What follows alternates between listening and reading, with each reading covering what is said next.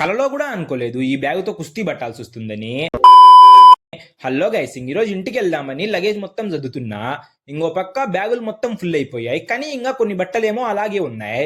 ఇంకెంత దూర్చినా బ్యాగులు అవేమో సరిపోవట్లే. ట్రాలీ బ్యాగు, రక్సాకు రెండు ఫుల్. ఇదంతా కాదని అలాగే బెడ్ మీద వచ్చేసే బట్టలు. కష్టం పగవాడికి కూడా రాకూడదు గురుగారు. ఇంకా తిరుపతికి రాగానే డిమార్ట్కి వెళ్ళిన స్నాక్స్ తీసుకుందామని. ఇంకా అలా డిమార్ట్ మొత్తం తిరిగేసరికి ట్రాలీ కూడా ఫుల్ అయిపోయింది. ఇంకా బిల్లు వేయించుకొని మళ్ళీ బస్ స్టాండ్కి అయితే వచ్చేసిన.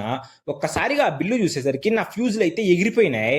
ఇంకా లగేజ్ కూడా ఫుల్ గా ఉంది. Direct Tirupati to Badvel bus ఉంటే బాగుంటుంది అనుకున్నా. నా అదృష్టం కొద్ది రోజు అలాగే ఉండింది, డైరెక్ట్ బస్సు అయితే ఉండింది.